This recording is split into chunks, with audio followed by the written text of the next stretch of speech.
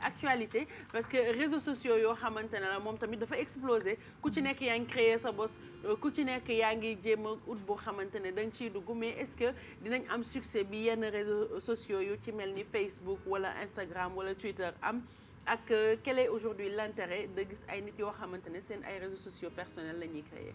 Bon Bijou déjà pour répondre à ta question dina ma jaaxal trop réseaux sociaux yi en tout cas yi may présenté am popularité bi nga xamante ne Facebook ak Twitter wala Instagram am nañ ko mais en tout cas xam naa ne que ñaar si ñoom ay réseaux sociaux yoo xamante ne c'est destiné uniquement aux riches et aux enfants de riches parce que on va vous présenter ay réseaux sociaux benn bi Botnet la tudd benn bi Binky benn bi Koloun benn bi Rich Kid benn bi Yo donc lii di Koloun ak Rich Kid nag c'est des réseaux sociaux yoo xamante ne c'est destiné on va dire aux riches et aux enfants de riches parce que l'adhésion pour nga dugg ci biir réseaux sociaux il faut nga fay $1000 donc waaw ñoom $1000 yi ñuy fowee nii di ko dugal ci ay réseaux sociaux tam pour lan la parce que nee nañ ñoom ils sont riches ils sont célèbres ils veulent être entre riches et la célébrité c'est ennuyeux quand personne ne te regarde. mais am na ñenn ñoo xamante ne da leen di jaral fay 1000 € dugg ci biir. waaw am na ñoo xamante ne waaw exactement donc xanaa ñu seetaan élément bi ak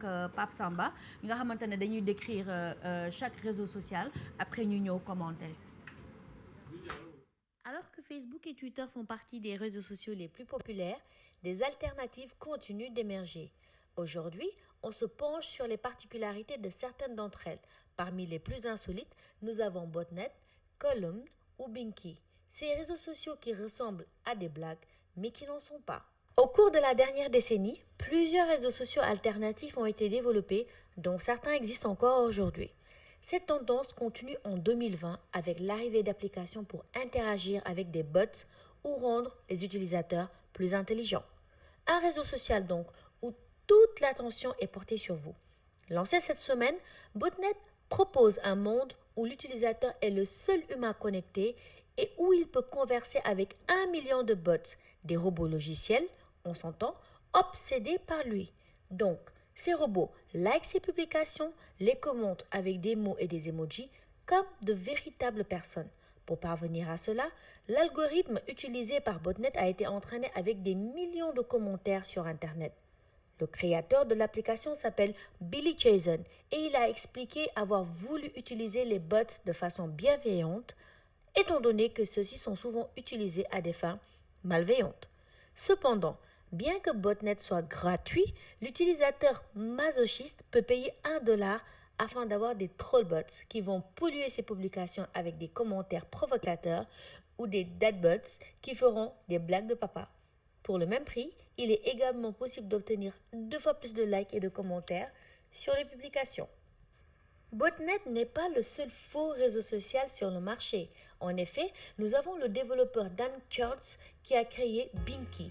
Binky est une application avec un flux infini de contenu aléatoire totalement fictif appelé Binks. Les utilisateurs peuvent les aimer, les commenter et les partager sans aucune conséquence. De plus, ce ne sont pas eux qui rédigent les commentaires car ces derniers s'autogénèrent.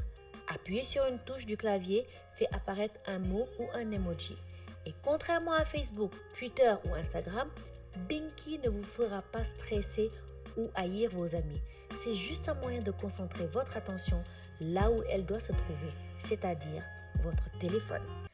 Passons à Koloun, ce réseau social très select. Il est toujours en développement, mais fait déjà parler de lui. En effet, Koloun est destiné aux personnes riches et célèbres. Selon le magazine américain MIT Technology Review, il faudra débourser $100,000 pour s'y inscrire. Créé par un petit groupe de personnalités de la Silicon Valley, ce projet mise sur le partage d'une information de haute qualité en ciblant uniquement des entrepreneurs à succès ou des célébrités. Cela permettra de rendre les utilisateurs plus intelligents. En plus de cela, le bouton like serait ainsi remplacé par un bouton vérité permettant aux utilisateurs d'approuver une publication qu'ils jugent fiable. Dans la même logique, nous retrouvons Rich Kids, l'Instagram pour jeunes gens fortunés à $1,000 par mois. En effet, l'application Rich Kids est un nouveau réseau social de partage de photos et de vidéos. Sa particularité, c'est juste qu'il faut s'acquitter d'un abonnement mensuel de $1,000 pour pouvoir l'utiliser. Être riche et ennuyeux si personne ne peut pouvoir est le slogan de la nouvelle application Plante le décor. Passons au petit dernier. Lancé le jour du poisson d'avril en 2014, Yo peut être considéré comme une blague, mais ce n'est pas le cas. Ce réseau social qui existe encore aujourd'hui a été conçu pour ne faire qu'une chose, envoyer des yo à ses contacts si ces derniers ont aussi installé l'application sur leur smartphone. Elle a été créée par le développeur Orabel à la demande de Moshi Hogan, alors PDG du service de partage de photos et de vidéos Mobleye. léegi Merry quel est l'intérêt réseaux sociaux yi nii yëpp di am ak engouement bi nga nouveauté bi ma seetlu mooy ku nekk dafa mel ni daal da nga bëgg a lancer sa bos et on ne sait pas pourquoi. Effectivement, en fait ñi nga xamante ne dañuy créer yenn réseaux sociaux yi c'est pour répondre à une problématique. Par exemple botnet benn monde da lay proposer benn monde boo xamante ne yow user bi tu es le seul humain connecté donc li ngay def yëpp da nga koy interagir avec des robots looloo tax ñu wax waxi botnet. Donc ay robot logiciel la yoo xamante ne nii ñoom xam nga dañu gis ne que par exemple lii di Facebook Instagram wala Twitter c'est les personnes les humains qui like la personne donc nit moom mooy liker publication jàmbur nit moom mooy topp nit mais fii tu es la seule star sur ce réseau social yow yaay le seul humain et les robots sont programmés pour te liker. Léegi nag ils ont poussé le léegi yow loolu mooy nañ jël narcissisme nit yi poussé ko à un degré extrême. Mais c'est ça parce qu'en fait ils se disent que les gens sont déjà narcissiques et que problème yi ñuy vivre yëpp réseaux sociaux yi la donc ñoom dañuy proposer ay alternatives comme aimé wuñu leen voilà dañuy proposer ay alternatives. Mais tu sais que c'est des robots qui t'aiment. Oui c'est des robots qui t'aiment mais il y en a qui poussent le sadisme jusqu'à payer $1 pour par exemple benn robot defal la benn blague pour dadnet lañ koy tuddee wala autre chose Binky bi tamit c'est la même chose c'est-à-dire Binky ils savent que le temps que tu passes sur ton téléphone dafa bëri alors au lieu ngay jàpp sa xol di shine si vie wu jàmbur wala ngay jaloux si vie wu jàmbur ñoom ils te montrent à la place des images aléatoires des animaux des paysages nga xamante ne yow yaa koy linké yow yaa koy liké donc eux ils disent que contrairement à Facebook wala Twitter wala Instagram Binky du la stressé loo ba nga xamante ne da ngay dem bay bañ say xarit parce que dañu seetlu ko ne. par exemple parfois am na ñoo xam ne évolution wu nit yi te xam nga réseaux sociaux yi les gens ne mettent pas vraiment leur vie. Exactement. En fait nit yi dañuy inventer une vie ils vont ci benn endroit bu rafet boo xam ne yàlla xam ne dëkkuñu fa. dañ ko romb rek photo wu fa benn lekk jàmbur sa parfois nga capture ko feneen ñëw posté. voilà le fait que y a des gens quand ils voient ça seen xol day bon. day xol loolu day indi ay hater loolu lay indi comme par exemple li est-ce que duñu éliminer réseaux sociaux yi genre bëgg xaalis léegi nag ñoom ils se sont dit c'est une alternative qu'ils vont proposer aux gens. Ça j'aime bien. Ton attention va être concentrée que sur ton téléphone et non pas sur la vie d'autrui. Donc ça c'est loolu tax ñuy waxi Binky léegi column moom ak Rich Kid je pense qu'on en a parlé. C'est les gens célèbres et riches qui veulent se retrouver entre eux. Il faut payer $1000 l'adhésion pour nga bokk. Il y a déjà Leonardo DiCaprio comme star boo xamante ne il a fait l'adhésion ak d'autres stars aussi. Et ensuite le dernier bijou mooy Yo nag ça a été lancé un jour de poisson d'avril en 2014.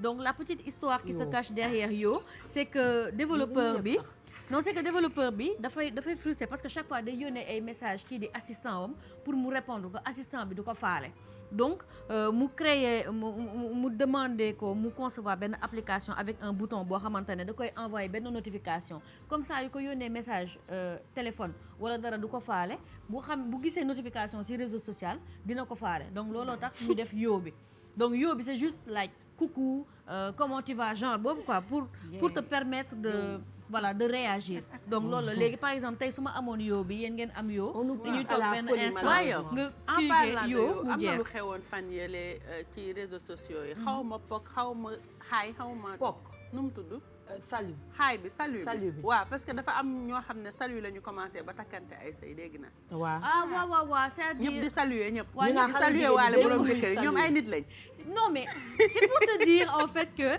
bon d'une certaine manière dañuy wax ne que l'amour naît de partout mais ils ont voulu faire passer un message comme quoi que kooku bu tontuwul woon message boobu tey voilà du marié wu ak moom comme quoi voilà di nga dàq ba dàq message bi te yàlla waxoon ni ñoom ñaar dañuy sëy bu ñu dee daje planète Mars dinañ fa daje.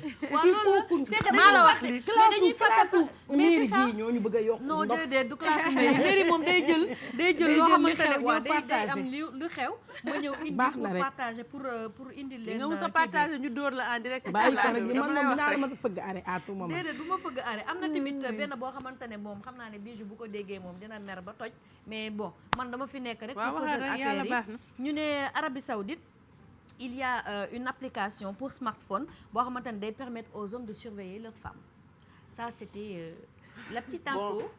léegi lu tax contraire bi amul. xam nga ça Donc aussi, il y a c'est une un autre application qui a été créée pour surveiller sa femme. C'est waouh. C'est juste waouh. On va terminer le Yeewu Tic par ça. yow yaa xam li tax nga ne am na woo xam ne du neex bi. Non, parce que bon, je comprends pas comment tu peux surveiller ta femme alors que ça devrait être le contraire, mais bon. Non, personne ne amis sont surveille là. personne. Ouais, Confiance. il faut se point. faire confiance. Non, il faut se faire confiance. Mais N'est-ce bu pas? doon surveiller doon C'est la am, base. je veux dire, voilà quoi. Donc je comprends pas. Léegi nag comme la loolu base dinaa bi, si qui cherche penché wu. trouve. Dinaa si penché wu. trouver Yàlla tamit na nga leen assumer. nakari amin Ok. ëf. Merci beaucoup. Merci beaucoup Marie pour actualité yi c'est la technologie hein chaque fois dafay évoluer évolution peut-être du ñu neex forcément peut-être du jaar ci yoon bi nga xamante ne bëgg nañu ko mais day évoluer après ñun ñoo war a tànn rek yan la ñuy topp yan lañ dul topp parce que boo bëggee topp yëpp amaana dof moo la ciy fekk tout à l'heure maa ngi leen koy annoncé Mado